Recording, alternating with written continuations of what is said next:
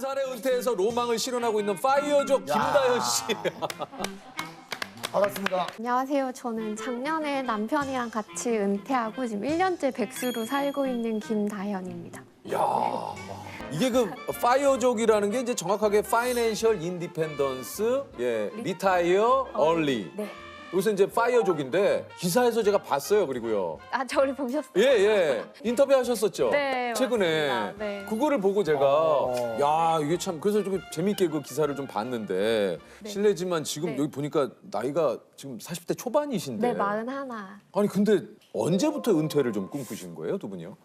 제가 35일 때부터 근데 30대 중반이면은 네. 한참 일해야 될 나이라고 다들 생각을 하시는데 네. 남편분께서도 네. 같이 은퇴를 하신 거잖아요. 네네네. 남편은 자기는 백수가 체질이라고.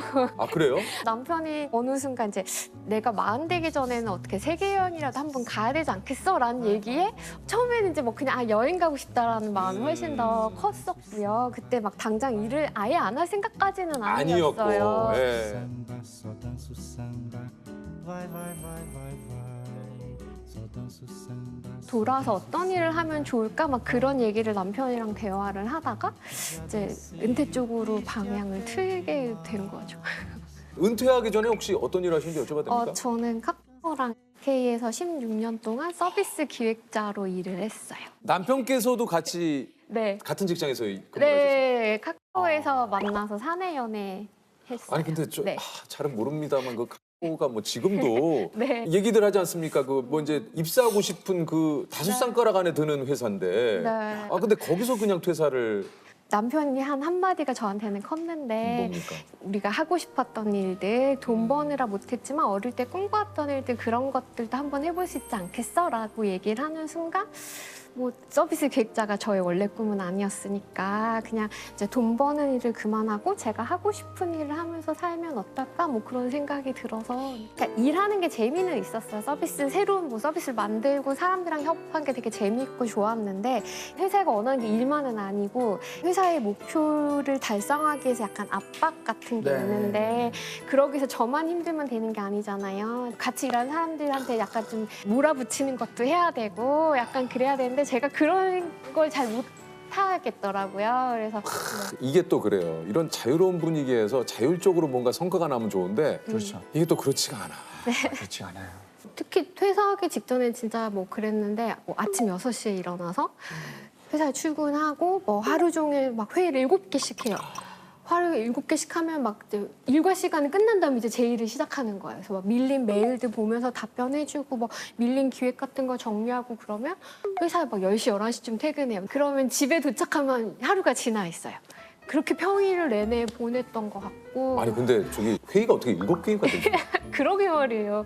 하루 종일 막 말만 하는 거예요. 막 아침부터 저녁까지. 그 당시에는 서울에서 근무하고 있었는데 제주도에 그때 본사가 있고 단기 프로젝트 했을 때는 제주도에 프로젝트 룸을 잡고 거기에 가둬놓고 일하거든요.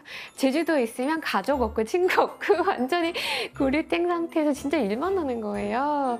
그렇게 파견을 가서 이제 막 한두 달 진짜 집중해서 일을 했는데 그게 진짜 결과가 잘 나왔어요. 막 원래 평소 수치보다 한 2~3배가 지표가 올랐나?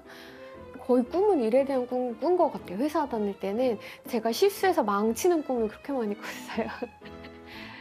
그래서 약간 퇴사하기 전에는 조금 불안장애 증세 같은 게 있어서 막 숨 못 쉬고 막 심장 막히게 막 빨리 뛰고 막 그런 증상이 조금 있어서 건강이 좀 많이 안 좋아졌었어요. 그래서 그것도 진짜 은퇴를 해야 되겠다 결심했던 이유 중에 하나예요. 너무 스트레스를 많이 받아가지고 스트레스성 장염으로 응급실에 간 적이 있어요. 근데 그렇게 응급실에서 막 이렇게 누워있는데 남편도 막 나를 보면서 왜 아플 때까지 일하냐고 할 수 있을 만큼 하지 왜 아플 때까지 일을 해? 라는 얘기를 했는데 그냥 그 순간 좀 깨달아진 것 같아요. 그러니까 그때까지 일의 보람, 회사 일에서 찾았다면 그 보람 회사 일이 아닌 내가 좋아하는 일에서 보람만 느낄 수 있으면 일은 무엇을 해도 상관없겠다라는 걸 그때 좀 저는 깨달았어요. 아프고 나서. 남편께서는 좀 네. 그 은퇴하신 이유 중에 뭐 좀 그런 얘기를 좀 나누셨을 거 아니에요? 제 남편은 개발자인데 개발자라는 직군은 진짜 끊임없이 공부하고 발전을 해야 돼요. 진짜 공부를 놓을 수 없는 직업이에요. 근데 이제 개발자에 그거 들어가 있구나. 끊임없이 노력하고 발전해. 네네. 왜냐하면 새로운 기술이 계속 나오니까 계속 따라잡아야 되는데 이제 개발자들은 그런 사람이 되게 많아요. 어릴 때부터 꿈이 개발자야. 자기는 개발하는 게 일이 아니라 너무 재밌고 행복한 사람들이 진짜 많아요. 맞아. 그 사람들은 집에서도 막 개발하면서 행복해하고 이런 사람들이 그리고 젊은 친구들 정말 머리가 비상하게 돌아가는 젊은 사람들이 있으니까 남편 이제 나이가 들면서 이제 좀 그걸 따라가기 좀 힘들어 버겁다. 했어요. 예. 목표했던 은퇴 자금은 한 어느 정도로 생각을 하시는 건가요? 저희가 가계부를 계속 썼는데 한 달 생활비 한 250만 원에 그다음에 연간 나가는 세금 같은 돈 한 300 해가지고 3,300 정도를 연간 예산을 했고 세금 포함 3,300. 네네네. 그러고 저희 남편이 만 55세부터 이제 연금을 받기 시작하니까 그리고 제가 받을 때까지 6년의 시간이랑 계산해서 보니까 저희한테 필요한 생활비는 4억이더라고요. 그리고 이제 여행을 꿈꾸면서 은퇴를 했으니까 여행 다닐 비용은 대략 1억 정도로 계산해서 5억을 목표로 그 준비를 했습니다. 그러니까 우리가 연금이 들어오기 전까지 55가지 네. 필요한 금액은 네. 5억이다. 네. 이 연금은 따로 이렇게 준비를 하셨다고 얘기를 하셨는데 네. 5년, 10년, 15년 선택해서 이제 나눠서 받을 수 있는데 저희는 국민연금 받을 때까지 이제 10년간 나눠서 받을 계획이에요. 개인연금이랑 퇴직연금을 그렇게 10년간 나눠 받으면 둘이 합쳐서 이제 그럭저럭 생활 비용이 되고 국민연금 받을 때도 둘이 합치면 어느 정도 되긴 하는데 이제 그 시기가 되면 몸도 좀 아플 거고 조금 더 돈이 필요하지 않을까 해서 지금 저희가 이제 그 은퇴할 때 자금 준비한 것 중에 이제 매매해서 지금 살고 있는 이 집을 팔고 그 차익으로 살려고 준비를 했거든요. 그래서 약간 저렴한 곳에 집을 사서 그걸 주택연금으로 돌리려고 생각하고 있어요. 저는 진짜 어린 시절은 정말 그냥 시키는 걸 잘하는 사람이지 내가 뭘 좋아하는지에 대한 생각 없이 그냥 공부해야 하면 공부하고 뭐 대학 가면 대학 가고 그냥 그렇게 살았던 것 같아요. 근데 그러다가 이제 은퇴를 결심하고 그때부터 저는 남편이랑 같이 하고 싶은 일 좋아하는 일을 되게 많이 고민을 했던 것 같아요. 그때 떠오르는 게 제가 어릴 때 막연히 가졌던 작가라는 꿈이었고 그래서 글을 쓰기 시작했고 아 회사를 나와도 내가 꿈꾸는 일을 해도 끝이 아니구나. 나에게 계속 기회는 찾아올 수 있는 거구나. 그런 생각을 많이 하게 됐던 것 같아요. 아 그럼 요즘에는 하루 일과가 어떻게 해? 요즘은 규칙적으로 생활하려고 노력해요. 그래서 아침 7시에 일어나가지고 일단 이제 커피를 내리고 1시간 동안 느긋하게 스마트폰으로 뉴스도 보면서 이제 1시간 정도 느긋하게 보내고 그다음에 이제 몸이 좀 깼다 그러면 동네 근처에 공원이 있어가지고 거기를 한 바퀴 뛰어요. 한 5km 정도 이렇게 뛰고 들어와서 씻고 그러면은 이제 아점으로 그냥 네. 밥을 먹고 그다음부터 남편이랑 각자 자유 시간을 보내요.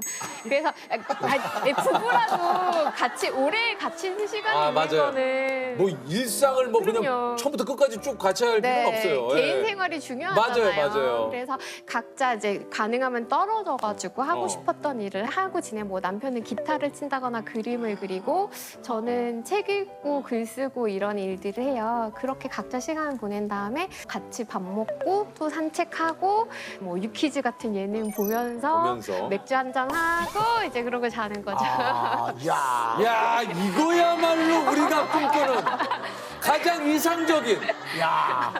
야 이거 회사 다닐 때에 지출하셨던 것과 지금 또 은퇴를 하시고 지출하시는 것도 좀 차이가 좀 있을 것 같아요.